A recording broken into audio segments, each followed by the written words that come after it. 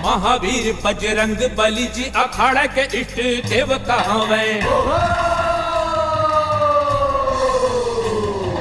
पहलवानन के शक्ति जगावे, उनके दहिया वज्र बनावे।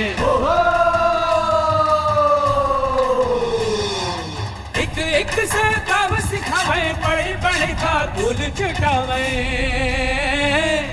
स्वयं अखाड़ा के ताकत बनके पठन का प्रभुताव सिखावे। पठन का प्रभुताव सिखावे। पठन का प्रभुताव सिखावे।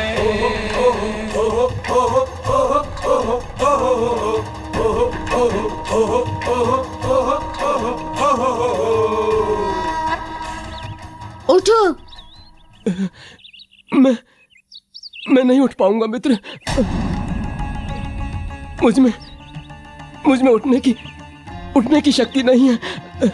मदन, अभी विश्राम नहीं, हमारे पास समय का अभाव है। अभी बहुत कुछ शेष है तुम्हें सीखना। मैं नहीं सीख पाऊंगा मित्र, बहुत बुरी स्थिति है।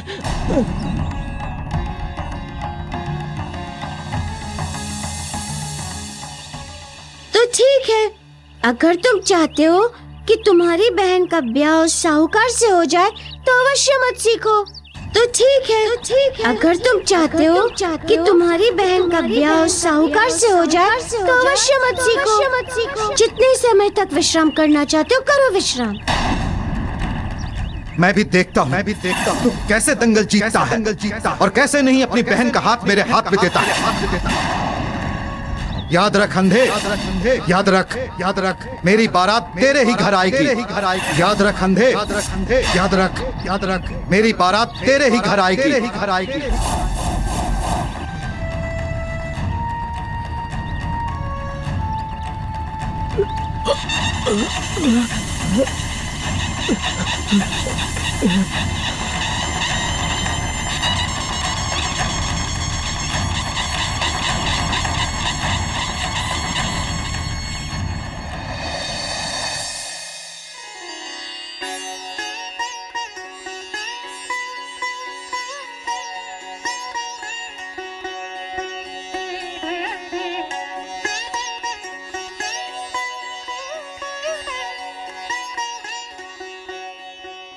श्रेष्ठ जी, ईश्वर की असीम अनुकंपा है आप पर। सब कुछ भरा पूरा है, घर द्वार, दास, सेवक, काम, कारोबार। यूं कहें कि क्या कुछ नहीं दिया उसने आपको, सब कुछ दिया है। किंतु श्रेष्ठ जी, आप इतना धन कमाकर क्या करेंगे? हाँ? वैसे भी सब कुछ छोड़कर एक दिन जाना ही है। श्रेष्ठ जी, इस धन का वास्तविक उपयोग तभी है जब इसे कोई सच्चा भोगने वाला हो। और इस संसार में पत्नी और बच्चों से बड़ा दूसरा कोई भोगने वाला नहीं होता। इसलिए श्रेष्ठ जी, मैं तो कहता हूं कि आपको एक नहीं, दो पत्नियां रखनी चाहिए। क्यों परिहास कर रहे हैं आप? अब इस आयु में एक कोई पत्नी मिलेगी नहीं और आप है कि दो पत्नियों की बातें कर रहे हैं। अरे श्रेष्ठ जी, आप मन से तैयार तो होइए, तत्पश्चात देखिए, एक बुलावे 14 आवे। और वैसे भी श्रेष्ठ जी, एक बहुत पुरानी कहावत है, धन है तो धनार है। किंतु आपसे एक बात कहें, बुरा मत मानिएगा, आप हृदयहीन हैं। ये कैसी बातें कर रहे हैं आप? सत्य कह रहा हूं श्रेष्ठ जी। अरे इतनी सुंदर स्त्री जो आपके आंगन की शोभा होनी चाहिए, उसे आपने कोल्हू में जोत के रखा हुआ है। छी छी छी छी छी, ये कैसी बातें कर रहे हो व्यापारी तुम? अरे उस दास की पत्नी है। आपने सत्य कहा, वो दास की ही पत्नी है। अरे किंतु वो दास भी तो आप ही का है ना। अब आपने देखा नहीं, अरे वो स्वयं तो अपने आप को संभाल नहीं सकता, तो अपनी स्त्री को कैसे संभालेगा? मैं तो कहता हूं भाग्य आपके द्वार चलकर आया है, स्वयं अपने पांव आलिंगन में ले लीजिए, अन्यथा बाद में पछताएंगे। क्योंकि भाग्य केवल एक बार द्वार को खटखटाता है और दुर्भाग्य दुर्भाग्य बार बार द्वार खटखटाता है, और वो तब तक द्वार खटखटाता है जब तक वो द्वार खुल न जाए।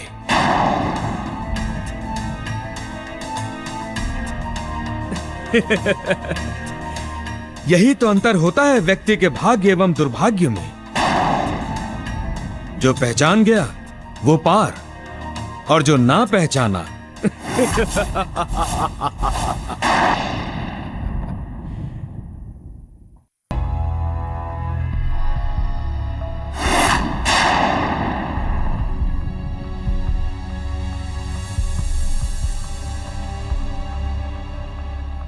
मेरी योजना सफल हुई नरोत्तम दास। मुझे तुम्हारे मन की धरती पर जो बीज बोना था वो मैंने बो दिया, और मेरी आंखों ने उसका अंकुर भी देख लिया।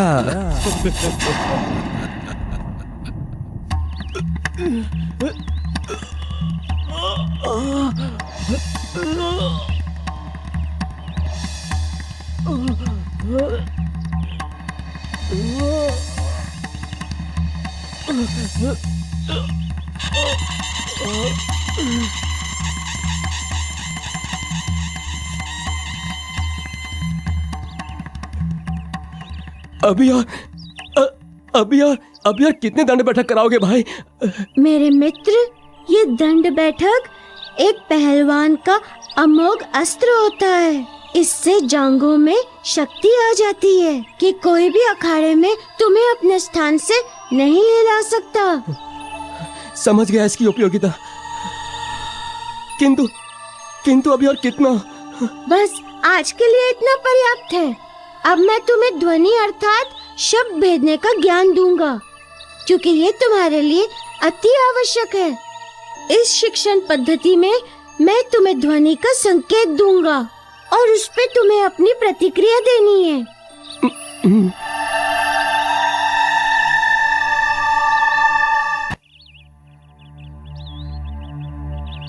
अब मदन इस ध्वनि को ध्यान से सुनो।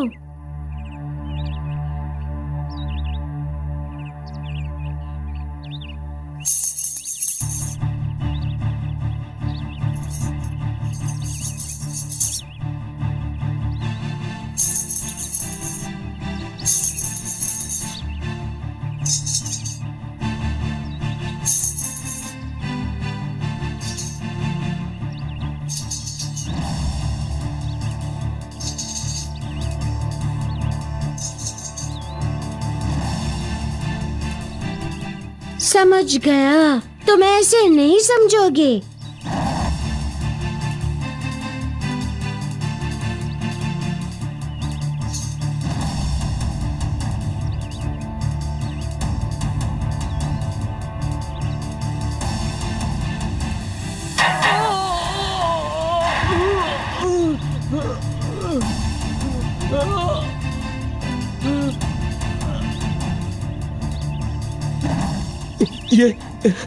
ये क्या कर रहे हो मारुति? समझाने की चेष्टा, ध्वनि की दिशा समझने की चेष्टा करो मदन।